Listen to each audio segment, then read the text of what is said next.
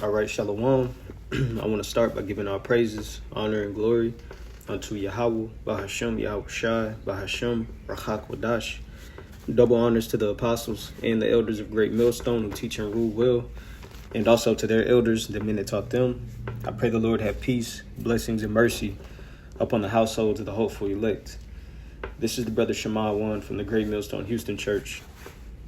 And today I want to come with a lesson, just touching on how the times are going to continue to wax worse as far as the dangers and the troubles that come. We're definitely in a time of end time prophecy, uproars of the people, major events taking place that aren't so common, especially to the American people. With who is that? What's his name? Charlie. How he just got taken out, on live TV publicly. that stirred a lot of people up. You see these damn Trump supporters. Hey, they are losing it. They're pissed off. But guess what? Welcome to the club. We've been experiencing this, our whole lives, like whenever we suffer, the Lord told us in Jeremiah, the 15th chapter. Let me see. Who's gonna bemoan thee? Like, who go care? And guess what? Rightfully so. So now Esau getting judged. These nations, they're about to get uncomfortable too. Jeremiah 15:5, right here it says, "For who shall have pity upon thee, O Jerusalem, or who shall bemoan thee, or who shall go aside to ask how thou doest?" So as far as that concern, whenever trouble comes, whenever things aren't going good, nobody really cares. But let's see why on our behalf. It says, "Thou hast forsaken me, saith the Lord. Thou art gone backward. Therefore I will stretch out my hand against thee and destroy thee. I am weary with repenting." So that just shows you the Lord doesn't put it like this. If the Lord allowed it to happen, there's no fault. The Lord's emotions aren't stirred up. The Lord ain't troubled. All right. So that's that tough love that we receive from Yahweh Ba'ashem Yahweh Shai. Why? Because we forsook in his ways. So therefore, how did he say he's going to stretch forth his hand against us and destroy us? Then it says, "I am weary with repenting." Verse 7. "And I will fan them with a fan in the gates of the land. I will bereave them of children. I will destroy my people since they return not from their ways." So showing you, we suffered the loss of family. We experienced death, bloodshed. It's still to this very day, very horrific and tragic moments. So thinking about what's happening right now with this dude, Charlie Kirk, how, hey, it ain't no damn, put it like this. Let's get a precept to match it. Just showing you perilous times. We're in those days. But real quick, James chapter 2 and verse 13, it says, "For he shall have judgment without mercy that hath showed no mercy, and mercy rejoiceth against judgment." So, hey, guess what? Those that have no mercy, they'll be shown no mercy. And if you really understand what these damn Edomites stand for, they don't give a damn about Yahweh Ba'ashem Yahweh Shai, nor do they give a damn about us, the Israelites. And so, what do you expect from us? What can we do to pacify anybody? Hey, we just understand that this is judgment from Yahweh Ba'ashem Yahweh Shai, and there's a lot more coming. A lot more people are about to get stirred up and touched, unlike ever before. But according to the scriptures, let's get that. These are the days we're in. We're in the last days where perilous times were prophesied to come. Matter of fact, let me look up that word perilous. Let me go to the blue letter. This is 2 Timothy chapter 3 and verse 1. It says, "This know also, that in the last days perilous times shall come." And that word perilous in the blue letter, it goes to G 5467. Let me see. Kalepos. So the word goes into, it says, through the idea of reducing the strength. So in the last days, perilous times shall come. So through the idea of reducing the strength, difficult, dangerous, it says hard to do, to take, to approach, hard to bear, troublesome, dangerous, harsh, fierce, savage. And hey, guess what? It's like finally America is seeing it, from from a level like it did the other day. Just thinking about the last time something major like that took place was 9/11. If you thinking about it, that's what comes to mind. A major event like that, televised, where people were just so distraught and just heartbroken and crushed. Right, that was a dangerous time where people, it said, through the idea of reducing the strength. People were weakened in the mind. Hey, just like what happened to your boy Charlie. That was some savage shit, some harsh, fierce. Right? Guess what? That's the times we in. All right. Real quick, let's see the root of that word. And guess what? It's only going to get harder for the Israelites. First and foremost, Jeremiah 30:7. Not taking any light off of that. That's a part of prophecy that has to come. So these events that are taking place, you just finna see the devil moving in, because we're not ignorant of his devices, like, anyway, I ain't finna go there. But just thinking about it, whenever we seeing shit like this take place, Jake be caught up in a moment and lose sight on, like, no, nigga, Esau's still after your ass too. Like, things like that had to take place for something else to be set up or something else to come in effect, just to make it more harder and oppressing and, more fucking dangerous of a time for you Israelites, man. But the root of that word,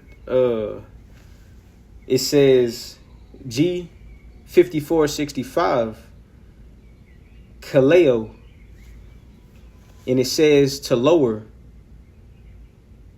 as into a void, let down, strike, to loosen, slacken, relax. On the outline of biblical usage, number 2, here's what I want. It says to let down from a higher place to a lower. To let down from a higher place to a lower. And just thinking about it, perilous times, people are going to be so unstable. People are going to be tired and worn out, confused, not knowing what to do because the evils are going to increase. The pressure is just going to continue to increase where it's going to break people because everybody, wasn't built up in Yahweh Ba'Shem Yahweh Shah when, the time was granted. Like right now. Like tuned in and understanding that this shit is taking place, but at the same time, we still paying attention to ourselves and our walk, so we won't get caught up in judgment. A lot of people ain't, considering that. But how it said to lower, what did it say? To let down from a higher place to a lower. That's the condition, that's like the fucking morale in a hole of Babylon right now. This shit is sinking and it's just getting worse continually. It says through the idea of reducing the strength. Yeah. And that's what it is. These people are going to continue to get broken the F down. And guess what? Just like who shall pity thee, Jerusalem, and who shall bemoan thee, the scriptures tell you in Proverbs, the 1st chapter around the 20th verse on down, hey, the men of the Lord are going to be rejoicing during the time of calamity whenever it happens.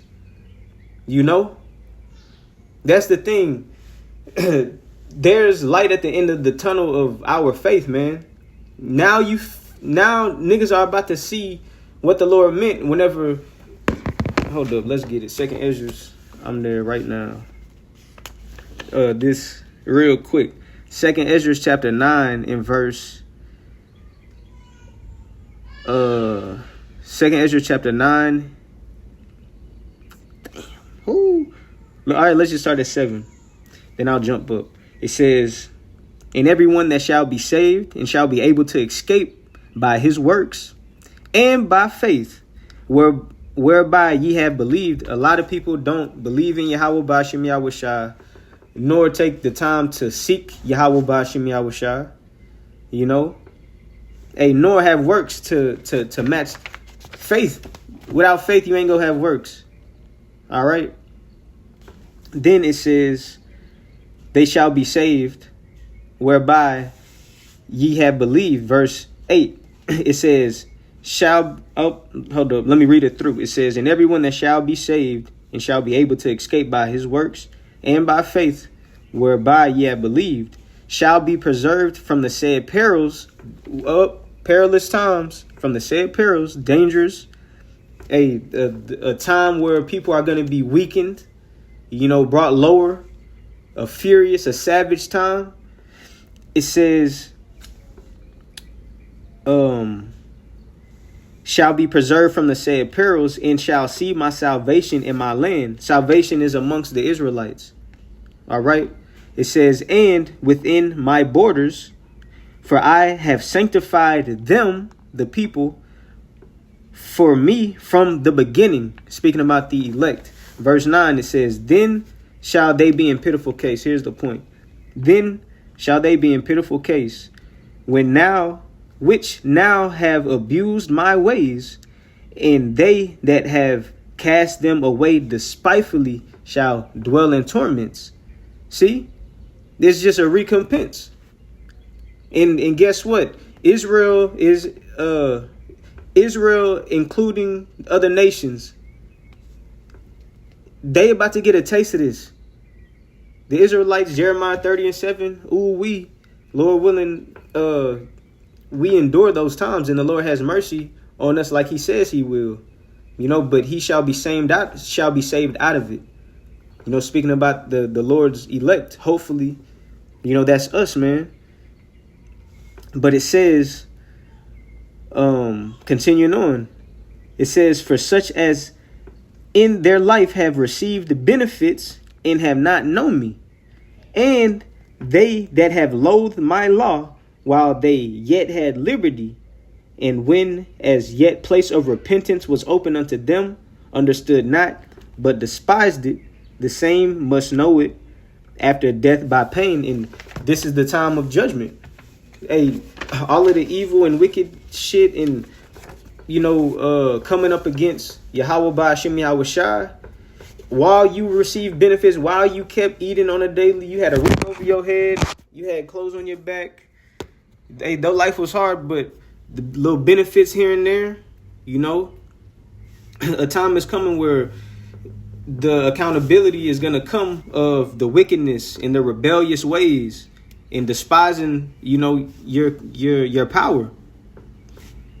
And the other nations are going to be on the earth experiencing uncomfortable times too, you know, and I'll get precepts on that to show you the heathen ain't exempt from shit, man, you know. But let's go back. Where was I? Matter of fact, let me see. Let's just jump up. Let's go to 2 Ezra 9:1. It says, "He answered me then and said, Measure thou the time diligently in itself, and when thou seest part of the signs past, which I have told thee before, then shalt thou understand that it is the very same time wherein the highest will begin to visit the world which he made. Therefore, when there shall be seen earthquakes and uproars of the people in the world, then shalt thou well understand that the Most High spake of these things from the days that were before thee, even from the beginning. And just to chime in, uproars of the people, man, there's so much shit going on. I'm a post a link in the comment section, Lord willing, when I upload the video. It's a channel I follow. I think it's called, hold on, let me see. It just shows you major events going on in the earth, everywhere. And it's a lot of shit that you don't see, on mainstream media. You already know that. But it just shows you how accurate the scriptures are, that everything we read about is literally happening at the same time. What's the channel? World of Signs. They got some good, they got some good content. My new favorite. They just show events taking place worldwide and, just filtering it through, measuring the times diligently, seeing things happen prophetically in these scriptures. It lets you know we in the time of the Lord visiting this place. So hey, judge, the Lord is coming back to judge, not give out. Salakia, continuing on. I hit the button to end the recording, but picking up where I left off, measuring the times diligently in itself, going back to 2 Ezra 9:1, we're in those days, and man, there's so much proof. You can see it through man, you can see it everywhere, through the media, but it's accurate, showing you according to prophecy, whenever the Lord shall make his return, dangers are going to increase. Times are going to be perilous. Troubles, judgment is going to be a time of judgment. It's not going to be how you're taught in the Christian church. It ain't going to be how grandma taught you or your auntie. It's going to be a very dangerous time that a lot of people won't be sound in the mind. All right. Just like we read, if we keep reading down, due to them despising the laws, like whenever you receive benefits, the truth wasn't attached to your life. That's why whenever Jake suffers, the first thing they do is cry to the Lord, but they cried to the Lord that they was taught from their oppressor. They weren't taught the Lord of having a renewed mind, Yahweh Ba'Hashem Yahweh Shah. They still call on Jesus Christ. They still worship these other false gods, Islam and all of this other bullshit. That's why during time of judgment, why should we pity? Whenever we got judged, rightfully so, the world saw how the Lord judged his people. So on the backside of that, whenever the Lord chooses to judge these damn heathen or the rebellious of the house of Israel still to this day, who gonna pity a charmer, so to speak, when he bitten by a serpent? But it just shows you we seeing this shit take place now. That wasn't no light event. That man got offed on live TV. More to come. But let's go to, let's see. Man, now let's just hit it. Let's go to Daniel. Let's read Daniel 12:1. Just going into the times we're in. The time's coming. Daniel 12:1, it says, and at that time shall Michael stand up, the great prince, which standeth for the children of thy people. And there shall be a time of trouble, such as never was since there was a nation, even to that same time. And at that time thy people shall be delivered, every one that shall be found written in the book. Trouble is coming in the end. End is linked to, or trouble is linked and attached to the end time. So bad where the time is going to come, the Lord is going to have to send his angels back. And Michael is going to be amongst those angels. But showing you a time, there's going to be a time of trouble. And mind you, when it reaches the point of like, oh, this shit ain't never been like no other time before, how do you think it's going to grow and increase to that moment? We're in those days now, like the beginning of sorrows. Like the Tazapah brought out at camp. We're in those days where you're seeing a shift and a change where it's like, bro, this shit different. people are uneased and unrest. Let's go Second Esdras.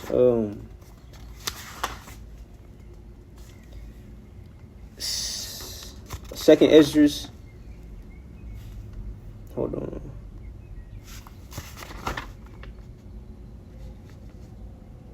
Second Esdras chapter.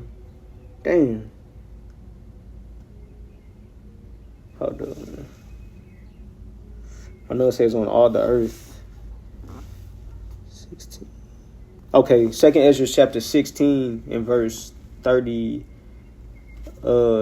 Let's start there. Second Esdras chapter 16 and 37. It says, "Behold, the plagues draw nigh, and are not slack. As when a woman with child in the 9th month bringeth forth her son within 2 or 3 hours of her birth, great pains compass her womb. Which pains, when the child cometh forth, they slack not a moment," showing you it's going to continue to increase. Just like a woman giving birth, that pain intensifies. They continue to increase at the end. It's not the opposite. During labor, it's, there's just a calm and a peace and a relaxation. No, the order is how the Lord has it now.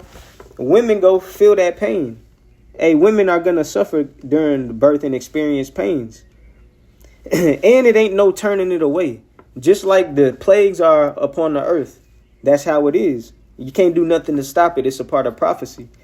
Verse 39, it says, "Even so shall not the plagues be slack to come upon the earth." So showing you the shit that's happening right now, it's only going to continue to intensify.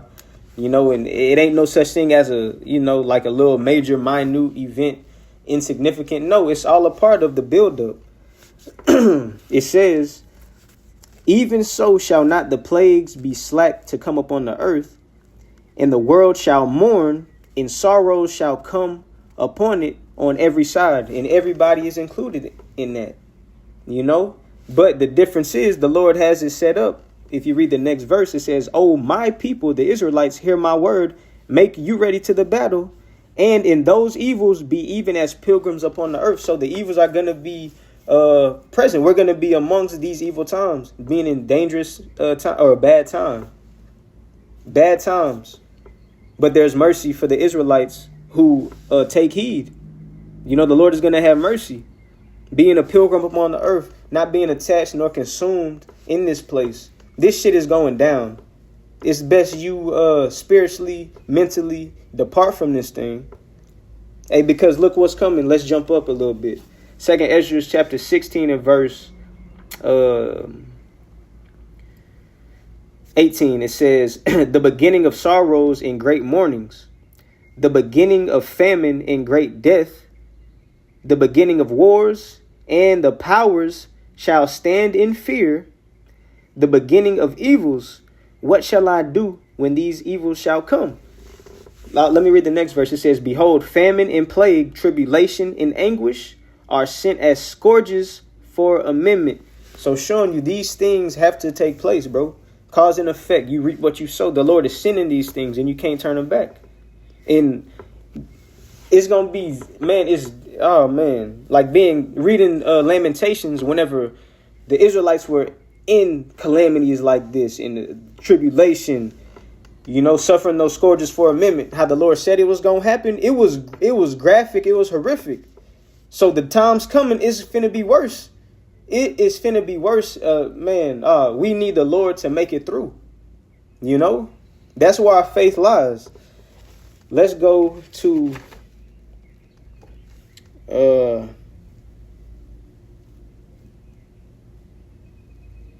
Second Esdras chapter 15 in verse. Wait, hold on. Let me go back to Second Esdras 9. I don't think I finished that. Let's see. Let me see.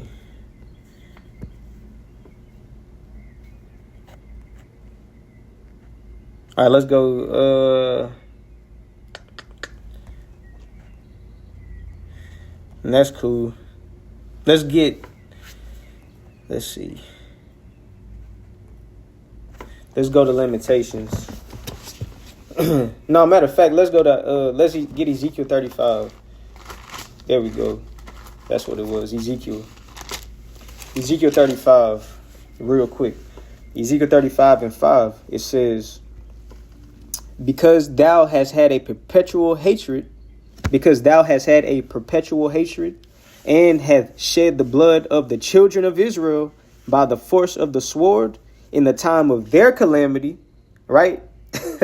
Whenever it was our time for judgment, all right? They did it. Didn't feel sorry whenever they saw, man, Esau did not have no mercy at all. Nobody, was so concerned with the Israelites whenever we were suffering in the past, nor whenever we suffer now. Then it says, in the time that their iniquity had an end, Esau went above and beyond. They got unlawful with what they did to us. They went above and beyond. Like, you understand, through history, you could see what hatred is through how Edomites act towards Israel first and foremost, but even the whole world.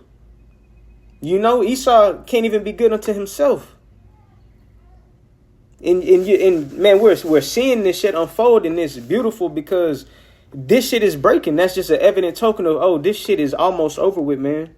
Like, the Lord is doing what he said he was going to do. Break this shit down. Niggas out here running confused, suffering. Changes in life are being made where niggas didn't expect. It's beautiful. These Americans are suffering, man. Rightfully so. Why? Therefore, going back to verse 5, it says, because thou hast had a perpetual hatred and hast shed the blood of the children of Israel by the force of the sword in the time of their calamity, in the time that their iniquity had an end. Therefore, as I live, saith the Lord God, I will prepare thee unto blood, and blood shall pursue thee. Since thou hast not hated blood, even blood shall pursue thee. Thus will I make Mount Seir most desolate, and cut off from it him that passeth out, and him that returneth. So judgment is coming for you Edomites, and there's nothing you could do about it. Whether it's starting right now, you're just being picked off, and it's gonna come up on the whole house of Esau. So it's inevitable. It's coming, and we're seeing it right now. These events taking place. Hey, this shit is so tacky, and it's going down bad. That's why it tells you in Sirach, and I'll close it with this. Sirach chapter 25, or Ecclesiasticus chapter 25 and verse 7. It says, there be 9 things which I have judged in mine heart to be happy, and the 10th I will utter with my tongue. A man that hath joy of his children, and he that liveth to see the fall of his enemy. Hey, that's something to rejoice about. To live to experience that. That's the days we're in. Think about it. You don't enjoy your children. You worry about them. You have to, man, you have to be on edge as far as like the assurity of your life being in the hand of fucking Esau, being subject to payments. They just make it hard. I'm not saying like you got to worry about it. Like, man, what we going to do? No, we go rely on what Yahweh Shai said in Matthew, the 6th chapter. We don't have to worry about certain shit. The Lord going to make a way, man. That's the thing. Not that weak ass spirit and just sitting there. I don't know what to do. Nah, fuck that. Our faith, our faith is going to be put to the test, and we go have works behind it. That type of spirit, But going into it right now, you don't enjoy your sons, your daughters, your family. You suffer trying to provide for them and worry about them. They're in hell too. We catch hell not enjoying them. They catch hell from the fact of us not being able to show them what, we want to do for them. We don't experience that. Last part, it says, a man that hath joy of his children, and he that liveth to see the fall of his enemy. And that's what we hope for. Our enemy is going down, just like Zechariah prophesied in the book of Luke, the first chapter. You know, the Lord prophesied to save us from the hand of our enemies. You know, so why wouldn't you want to see that? The Lord is going to deliver us out of the hands of our enemies. You don't, like, come on, man, that's our hope. But I'll end it there. I pray this was edifying to the Lord's elect. And until the next time, Lord willing, shalom.